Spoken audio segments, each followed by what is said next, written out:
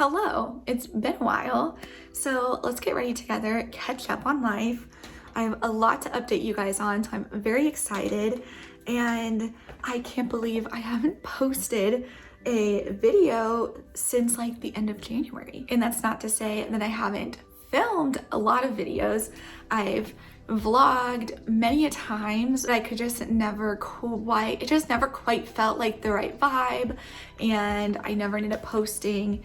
And so here we are, happy April. Let's just jump in with what's new in my life. So as I prime my face with this Laura Geller Spackle Primer in the Rare Beauty Illuminating Primer, I got both of these in BoxyCharms. This one was from the March box and I'm loving it. I never did post a March BoxyCharm unboxing. Again, I meant to. I filmed a vlog talking about the things that I got in the box, but again, it never came together to full fruition, and it is what it is. But the biggest life update that I have to share is that I got a job. And so I've been working. This past week was my third week working, and I'm almost out of the training phase. What I'm doing is something completely brand new to me, or semi-adjacent to things that I've done. I am in RBT working with kids with autism, and so far I'm loving the job. Was a lot to learn, of course, very overwhelming. In order to start the job, I had to get certified as an RBT, and now I'm just priming my eyelids with this Ace Beauty primer. Again, I got it in a BoxyCharm. But yes, I had to become certified. I had to complete a 40-hour training. I had to pass a competency assessment, and I had to take a standardized exam. And so it was just a lot of studying and preparation, but I was able to pass all of the things, and so that felt really good. And then I jumped into my new job, which I'm absolutely loving so far.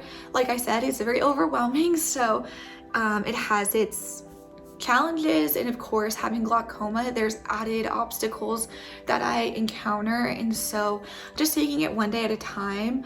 But I can feel myself like feeling a lot more comfortable, and it's all starting to feel a lot more like natural and routine, which is awesome. I work Monday through Friday. My hours are awesome. They're 7:45 to 3:15, so I'm out early. For foundation, I'm going to combine a little bit of the L'Oreal Infallible with this tinted hydrator from Wet n Wild.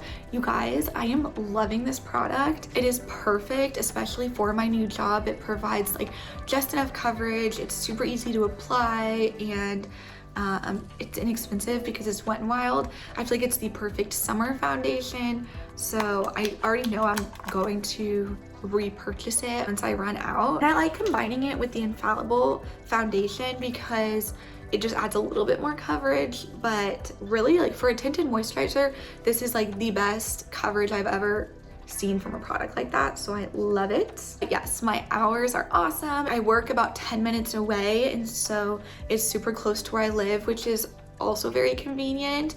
I don't drive, and so that has been one of the added obstacles that I've had to face with this new job. And it works out that my sister, who lives also in this same apartment complex, has been able to take me to work every morning. And she just drops me off on her way to her job. And then as far as getting picked up from work, I'm playing it day by day at this point. I am very much utilizing any family or friends that can pick me up, and so every day it's just different depending on who's available. And I have been Ubering by myself, which was one of my personal goals with even moving into this apartment by myself, getting this job. I really wanted to learn how to tackle this public transportation thing on my own. So right now I am Ubering one time a week. Maybe I'll start Ubering 2 times a week home. And again, I live super close, so it's semi-affordable to Uber home. And I'm honestly just really proud of myself because I was very kind of scared, very anxious about going through that whole process. And I'm fortunate that I FaceTime my sister so she can help also look out for when the Uber is arriving and just help me like feel more comfortable knowing which car is my Uber. But it's also been very obvious and easy every time too, and I really feel like it's something I can start doing by myself. And so that has just been a really good and cool growth moment for me, just slowly gaining more and more independence and figuring this all out. I mean, when I first started the job, I'm so lucky that I was transparent from the beginning, from the first interview, that I'm visually impaired and that I might need some accommodations and all of that. And I work with people who are just phenomenal and so nice and supportive and have been super willing to work with me in figuring out what works best and what I need. And there were definitely days during my training where I left going like, I don't know if I can do this. Like, I don't know if I'm gonna be able to be fast enough and efficient enough and see well enough. But the more that I do it, the easier it's becoming, and I'm hopeful that it will work out still. I'm excited to get to my 30 days because I will have another check-in with my directors, the ones who hired me, and it will be another good time for us to all like touch base and just really be assured that this is a good fit for me and that I don't just address any concerns that they might have or that I might have when it comes to where we're at and like how I'm doing.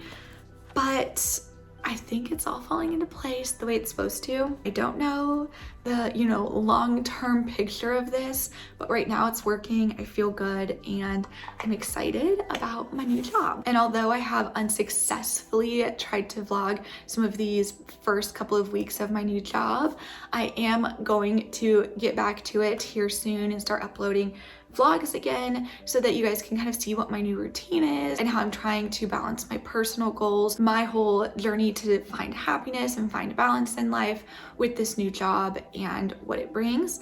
So stay tuned for that. I'm very excited. I feel like I've been still slowly and surely adding things to my apartment and it's just coming along so nice. Like, I love this space. I just feel really grateful for where I'm at right now. I'm not gonna lie, these past few months, February and March, were difficult for me. February we can just describe as like one big shame spiral, ending dry January and starting to get back into using substances and trying to find the balance of it all.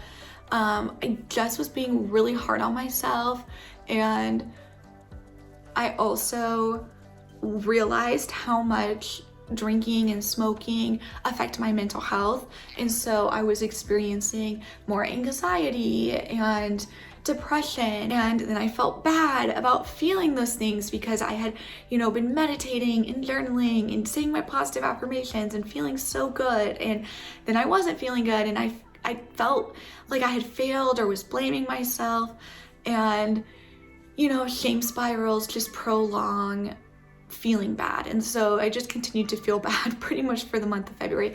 But it did motivate me to apply for this job that I have and to make some changes and establish a different routine. And so I really think it was all a part of, the universe's timing and all meant to be. But I just had to kind of get into a good headspace again because, guys, I was not feeling like a bad bitch. And that's so dumb because, hello, we are all bad bitches out here living our best lives and doing the best we can with what we have. So I don't know why I'm so hard on myself. Lord knows I'm in therapy trying to figure that out.